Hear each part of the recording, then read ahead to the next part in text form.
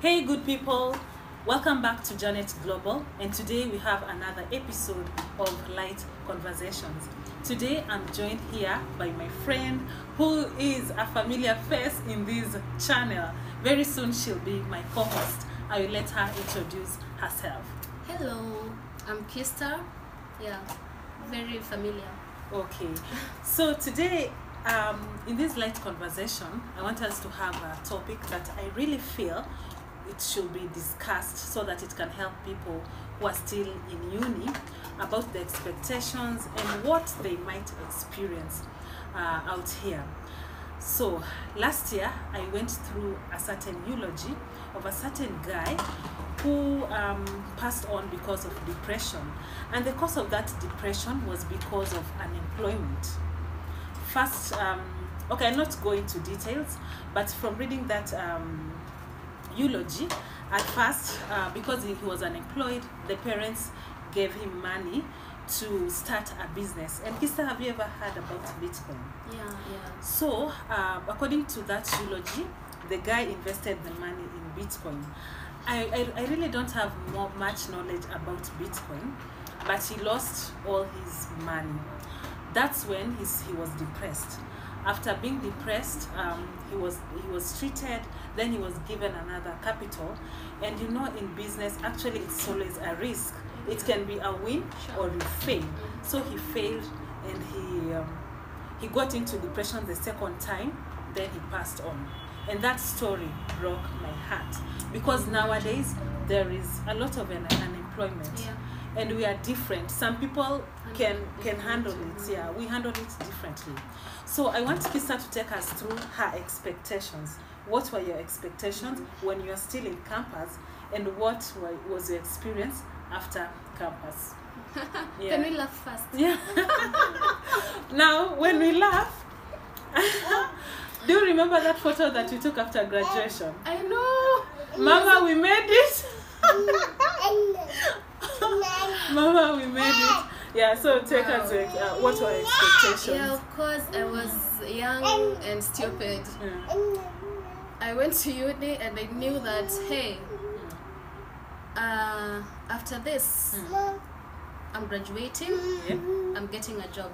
Yeah. Now, it was the opposite. Because you see, we studied journalism, by the way. Yeah.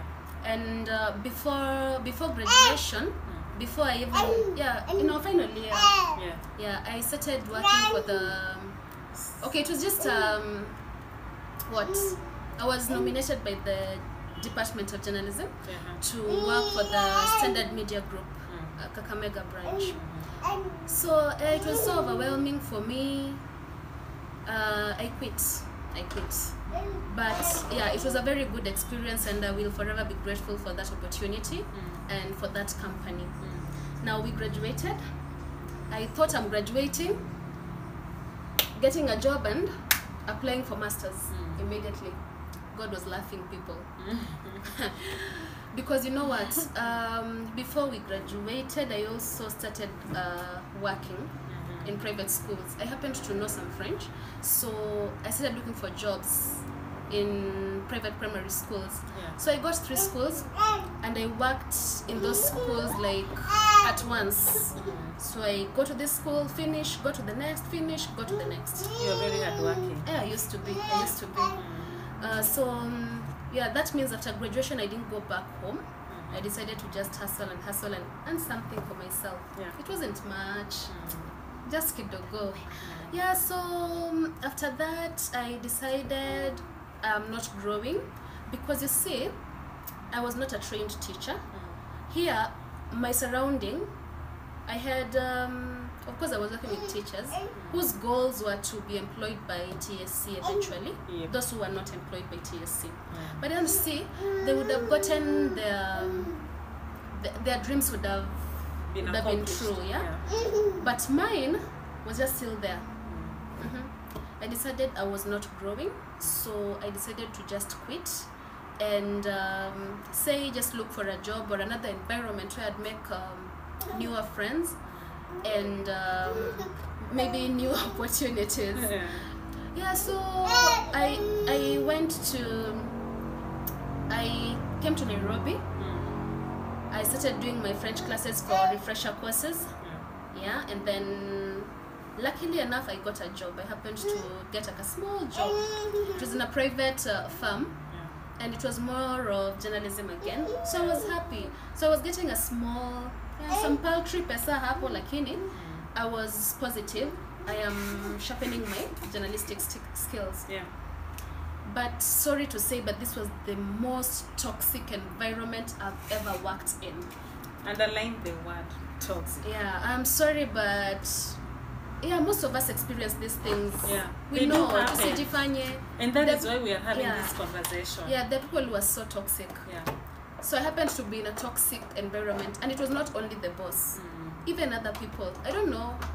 I don't feel like I was a threat because I am this person who knows that I cannot be good at everything, and so I usually have room for learning. But there were these people who kept telling me, hey, wewe stories zako hazina kichwa wala mkia. No, you see, I was wondering. I tried to reason with them.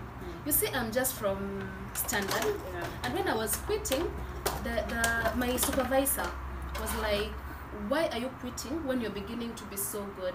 So I sat and asked myself, what is this? Because the fact that I was even nominated by all those lecturers, I thought maybe there's something they saw. Yeah, why did they, nominate other people? Yeah.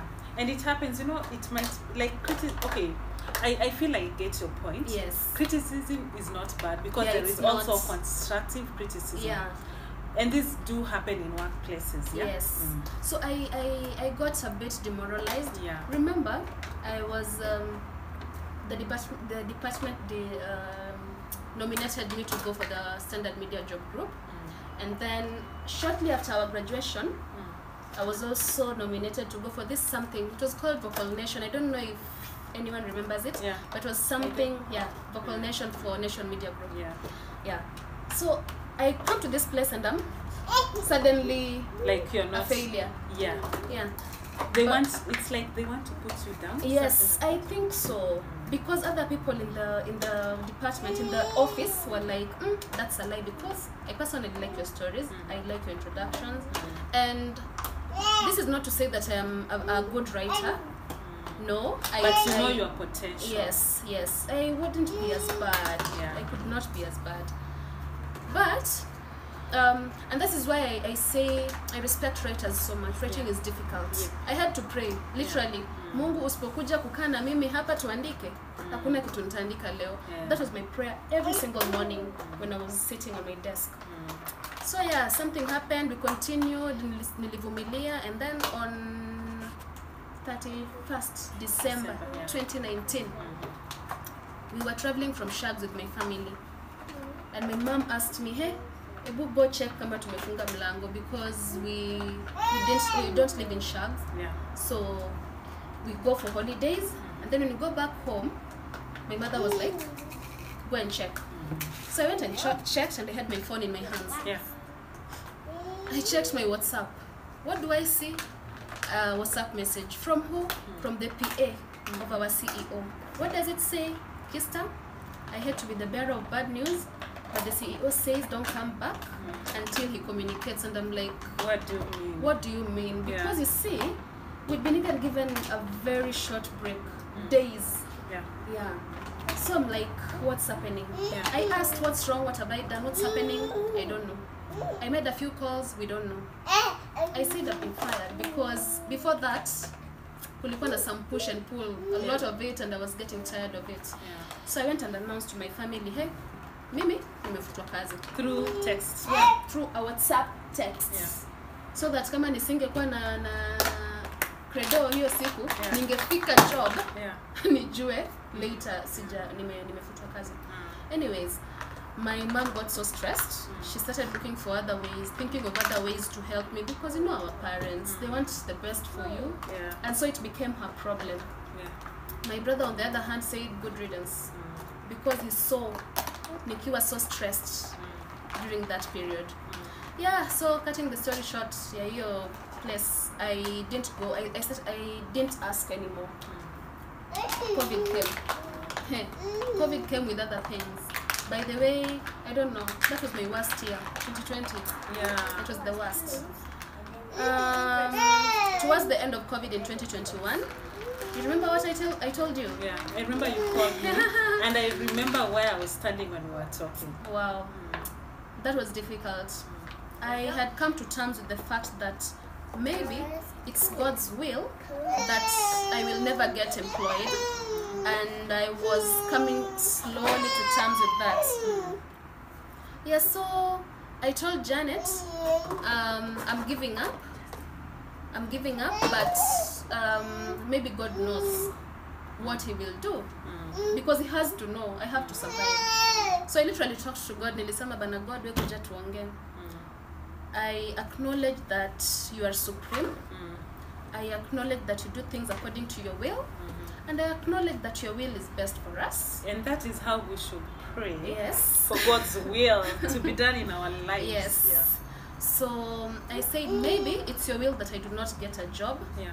And I am so grateful that as much as I don't have a job, I don't lack. Yeah. I have food, I have shelter, and a family that cares. Yeah. I was with my brother. I'm forever grateful. Yeah. My brother and his wife. Thank you so much. Because these people never complained. Yeah. They helped me. They gave me even more than what I deserved, you know? Yeah, so I continued looking for jobs and looking for things to do. Yes. Looking for things to do. And I remember dropping CVs. You remember that day? Yeah, when we were dropping. I took and do this. Yeah, I remember. I remember. Wow. Yeah. I went to LD and started dropping my certificates. And you know, I dressed well, presentably. Yeah. I went to schools and said, Annie, with so much confidence. Yeah, to schools with so much confidence. And I'm like, I'm experienced. I know how to do this. But they tell me, you know, you're not trained, you're untrained. Yeah. And I'm like, I'm working on that. If you give me this job, I will work on it. Yeah. With much confidence. Yes, I was telling them with so much confidence. And sasa Mungu ni nani? Do you know a school that I did not purpose to go to? It's my Nduthi guy who told me, si ujaribu pia hapa. Yeah. Alphax. Yeah. I got there. They told me, actually, we were looking for someone like you.